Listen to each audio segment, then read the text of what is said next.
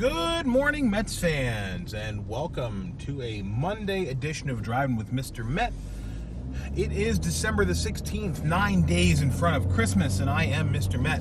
And I'm coming at you today to talk about a couple of developments from the weekend, and I guess more so on Friday, the big one, and that's the news about Cespedes' restructured contract. I want to talk a little bit about that, what I think that means for the rest of the offseason for the Mets, and I'm going to do that on today's show.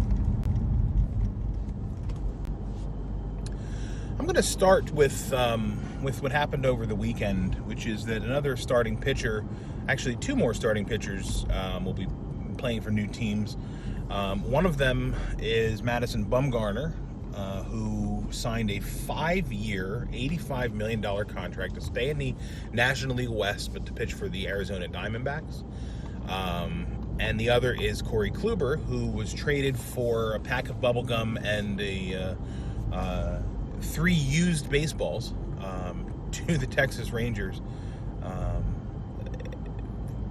plus $500,000 in cash, too, that the Rangers sent over. So this is absolutely clearly a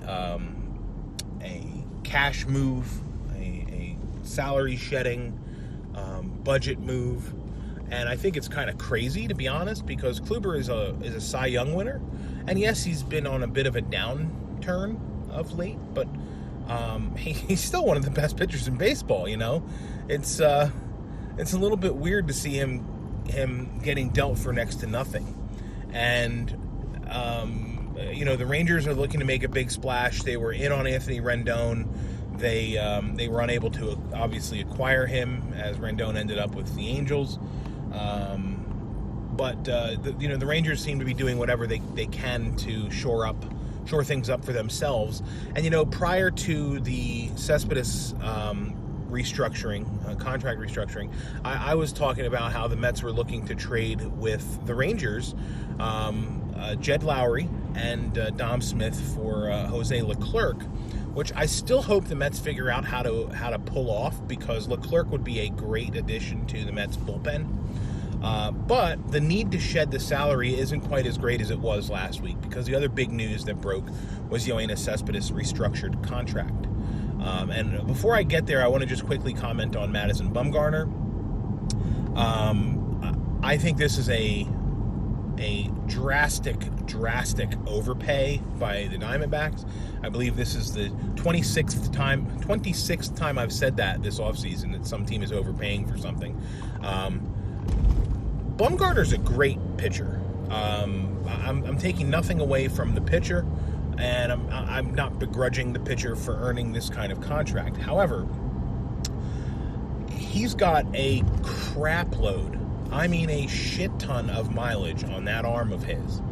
And to have invested 5 years in that arm is a little bit wacky to me. It really is. And the D-backs have effectively replaced Zach Greinke in their rotation with Bumgarner. And those are two pitchers on the downside of their careers, who the D-backs paid more than they should have for.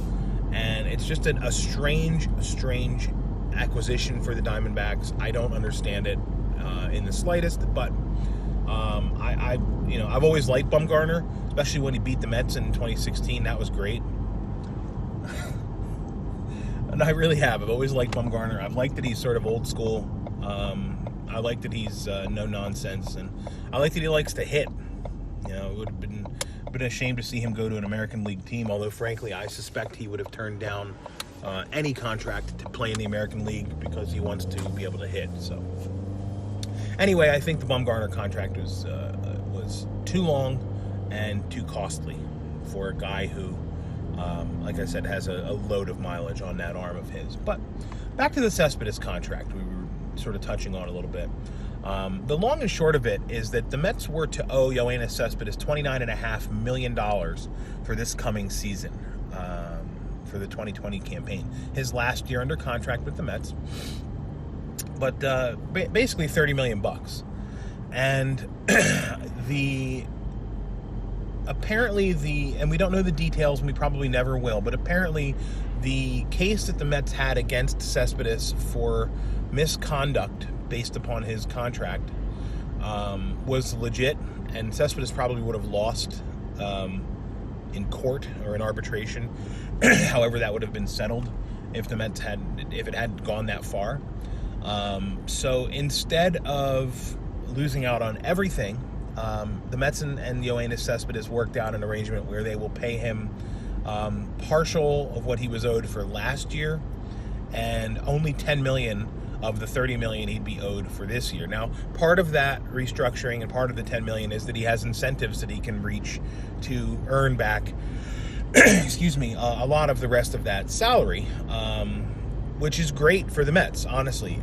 First and foremost, it adds about $20 million to the Mets spending capabilities for 2020, for this offseason.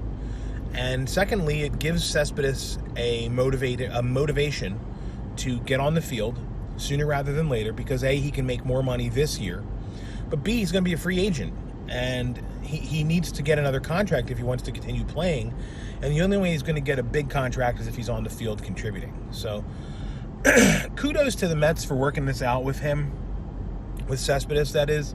And frankly, kudos to Cespedes for accepting this and coming to the table to do this. And again, we don't know the details.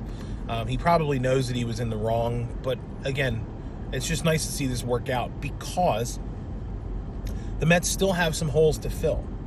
And with just under like $2 million available to spend under the luxury tax, it would have been tough to fill those holes. But now you've sort of opened the wallet a little bit, or loosened the purse strings a little bit, and found, $20 million in the bottom of that bag.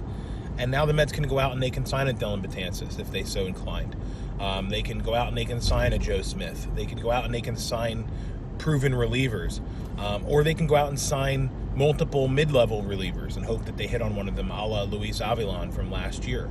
The point is that they now have a little bit more flexibility, and I suspect with this news, the Mets will be very active over the next 2 weeks or so, 2 to 3 weeks, in acquiring not just one but many relief arms to add to the bullpen.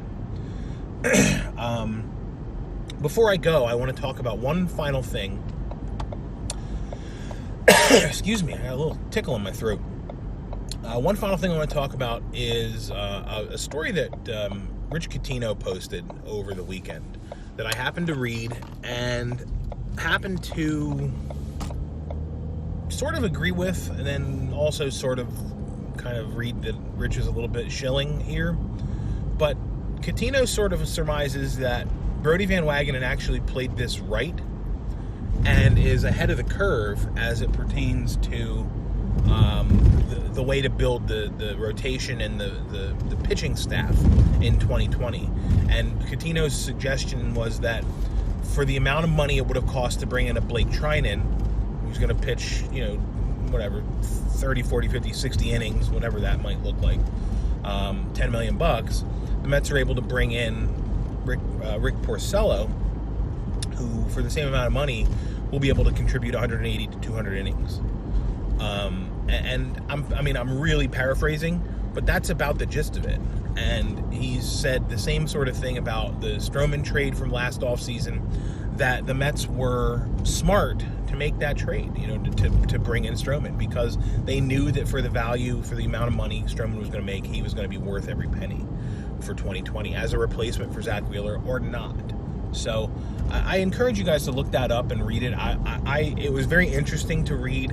It does have a very pro-Mets slant to it, so I'll forewarn you about that, but it doesn't make it wrong. So give that a read if you have some time. Another piece that was worth reading I read this morning was a little blurb on Metsmerized, and I can't remember who the author was, and I'm pissed that I can't remember, but it was about Brandon Nimmo and about how so many Mets fans continue to undervalue him, and I'm not one of them. I know that Nimmo's a valuable player, and I don't understand the people that continue to peg him as a fourth outfielder. He's the kind of guy who would go to another team and blossom into an absolute superstar, and then we'd all be looking at him like, man, he never did that for the Mets, except that he did.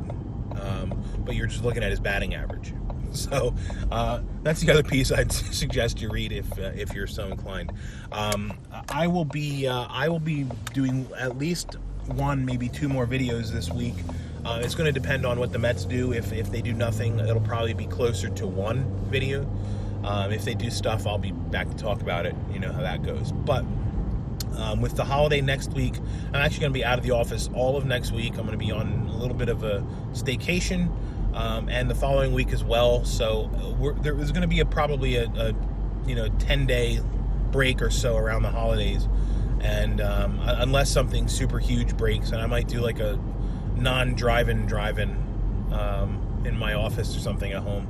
So, but let's not get ahead of ourselves. Let's deal with what happens this week first, and talk about what happens next later. So, thanks for watching. I appreciate it. You can follow me on Twitter if you're not already doing so at Mr_Met. And as always, let's go Mets.